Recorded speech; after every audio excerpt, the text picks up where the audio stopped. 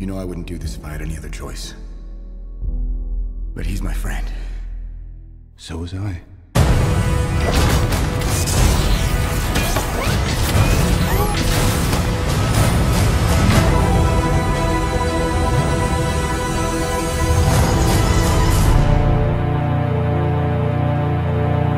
What do you guys think of this? Tried something new. My hairstylist was like, hey, let me part you. So, answer the poll. Yes, no, don't care. So the reason this is so late is because after Batman v Superman, I don't really trust my first impressions on big movies like this anymore. So from now on, for all the big comic book movies and for Star Wars and everything like that, I'm gonna make sure I see a movie twice before doing a review. So it'll be a little late, but it'll be more in depth, and it'll always be, I'll go straight to spoilers so we can talk about that stuff. And I'm glad I did, because the first time I saw Civil War, I loved it. And like, as I was seeing it, I'm like, that was great. And then I thought about it for all of 5 minutes, and I started to hate it. And then I saw it again, and then I'm like, no, okay, some of this doesn't. So I'm like, and then I got to like the correct position that I'm gonna take on this. Overall, yeah, Civil War is pretty cool. It's a great movie. I like it more than Winter Soldier. I like it more than Batman v Superman. Yes, which hurts to say, because I'm a DC fanboy in heart, and there's part of me just wants to rip this movie to shreds, which I will kind of do, but, well, still saying it's good. And then another part of me is like, this movie is shockingly similar to Batman v Superman. It's a very grounded and realistic take on superheroes where, you know, the government and everybody is upset with all the death that's happening along the way. There's this, you know, discussion between like hero versus vigilante versus law versus freedom. And then a billionaire has to build himself a suit so that he can fight an actual real superhero. We've heard that before. And like Batman v Superman, this movie shows everything in the trailer. Every single action sequence. The airport, the big final clash in Siberia at the end. The only thing the movie doesn't show is the whole Tony Stark parents thing at the end. And that is exactly what people got mad about with Batman v Superman. It's the same kind of themes as Batman v Superman, and it follows relatively an identical plot structure to Batman v Superman. Now, I won't deny that Civil War does it much better. That said, this is still one of the most overrated movies I have ever seen. So let's get into it. The first action sequence is terrible. It's shit. It's awful. It is like shaky cam, quick cut, too close, like lower frame rate at some points, the action scene. It looks horrible. And you know what I think it is? I think it's because you have a completely unarmed Black Widow running at people with guns and then using her fancy girl kung fu thigh clench neck flip things to take them all down. And if you had actual wide camera angles, it would show them going,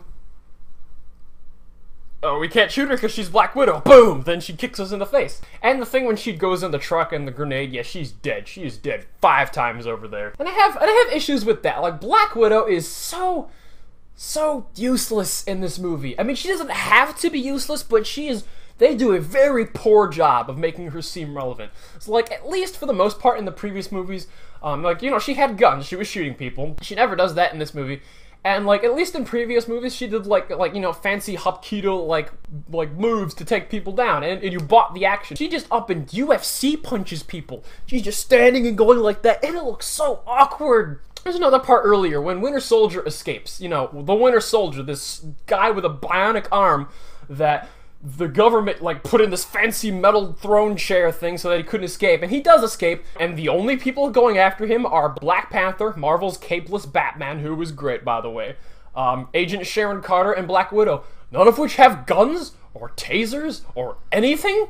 They're running up to him and punching and kicking him. He's the Winter Soldier. He has a metal arm, and then he punches him. Boom! You are dead like that. We saw what that thing could do in previous movies. Aside from that, all the action in this movie is great. And it's weird because the movie flips back and forth from like really bad cinematography with the shaky cam to really good cinematography, where it's like following Captain America and Bucky fighting like through a wall. Something I don't get is in Winter Soldier, you know, S.H.I.E.L.D. was like corrupted with Hydra, you know, and they had to destroy S.H.I.E.L.D. And then in Age of Ultron, S.H.I.E.L.D. is just back again. And it's like Nick Fury is showing up. They got helicarriers still. Is S.H.I.E.L.D. gone or is S.H.I.E.L.D. not gone? And you're gonna say Joss Whedon and Marvel had some disagreements and they were conflicting with things like that. Is kind of a big gaping universe plot hole that you need to fix before you release a movie. Because then the beginning of Civil War would make a lot more sense, because there's no shield. So Captain America, you know, has been operating without supervision. The fact that Age of Ultron happens kind of makes me not buy that. Because they're like, Captain America, you've been operating with no supervision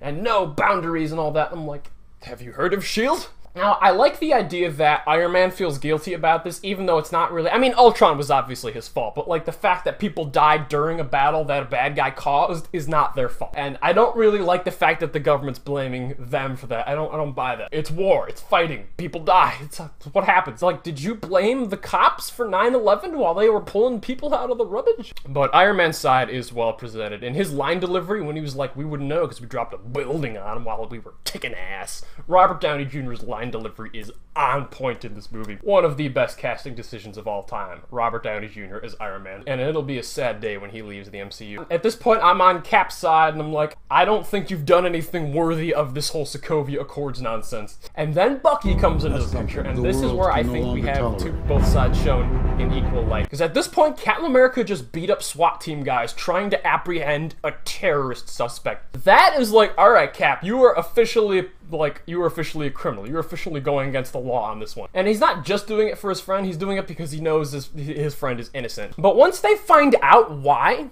his friend is innocent, even at the airport, Captain America's all like, there are 5 other Winter Soldiers, Bucky didn't do this, we gotta get to them before Zemo does it. Iron Man's just like, you're coming with us now. Alright, you guys are just being stubborn and misunderstanding. It's like, Captain America is like, if you guys would just have a 1-minute conversation, this fight would never happen. If he knew the information you knew, there wouldn't need to be a fight. Sound familiar? But all the conversation about the Sokovia Accords, all the little dialogue between all the Avengers is all really good. And in terms of characters, the Avengers ratio of good characters to bad characters is very, very promising. Scarlet Witch, I hated her in the last movie, and I liked her a lot here, because she's just in street clothes, and she's hanging out in, like, Robert Downey Jr.'s like fancy mansion eating food and stuff. And I like how Vision is like her butler and he's like cooking for her. It's a good relationship. Now, if they start making out in the next movie, then I'm gonna be like, okay, what the hell? Okay, I'm looking at you, Walking Dead. Hawkeye too. Hawkeye doesn't have that many lines in the scene, but when he shows up to free Scarlet Witch, I'm just like, you're great. I like you. I like Bucky more. I hated Bucky in the Winter Soldier. Maybe it's just because he's got a baseball hat and some kind of beardage growing on, and he's like going around buying plums instead of having gotho, emo, black eye makeup and a mask. But I was very more so on board with Bucky in this movie than I was in the last one. Falcon too. Falcon's always trash talking everybody. And when Bucky's like, can you move your seat? And he's just like, no, that was funny. And when Captain America kisses the girl and they're both smirking at him, that was great. That's the kind of dialogue humor that Marvel excels at. It does get a little overbearing in this movie, particularly during action sequences that are supposed to be super dramatic and intense. Particularly the airport sequence. Now, the musical cues in this movie, too, they are just out of this world good. This is like, finally, like, you were taking hints from DC in terms of your musical cues. The first of which being when he's grabbing the helicopter and he's like, alright. That was cool. I also love that Captain America is finally a superhero in the Captain America 2 and 3 movies. Because in Avengers 1, he was just a dipshit with a gun. The second big musical cue being when they're all walking at each other in the airport and he's like, they're not stopping. He's like, neither are we. And they all meet and it's all like, bam, bam, bam, bam. Bam, bam, bam, bam. And that's the Civil War theme, and that is great music. When Captain America and Iron Man are both like, it's like, that was so cool. They like hold that shot in slow motion. That's the one from the comic books. The only difference being there aren't a bunch of dead bodies everywhere. And that's my problem with the humor, is like the music is so dramatic and intense, and they're going for this brother versus brother, friend versus friend kind of feel. And then they're all pulling their punches, they're all joking throughout the entire fight, and nobody dies, and it's like they're not even trying to kill anybody. The biggest thing that happened was Rhodey getting paralyzed. He doesn't even die. Rhodey is by far the least important person there, and they showed that in the trailer. At this point, like, if they were really in it to win it, Vision and Scarlet Witch would be the only people that matter, and they could just forehead beam cannon everybody. I like Spider-Man though. Spider-Man's scene when Robert Downey Jr. goes and talks to him, that was a good scene. And when Spider-Man is fighting, I thought I would think he's too young, but I was okay with Spider-Man. And the thing I hated most about this movie was stupid Zemo, look at me, Hail Hydra, I'm the villain, here's my master plan, you're gonna fight each other. And here's why. The movie stops to a halt each time he shows up on screen because his campaign is not the least bit relevant to the story. The only reason he's in this movie is to set up a fight between Captain America and Iron Man, when Captain America and Iron Man already had reasons for fighting each other.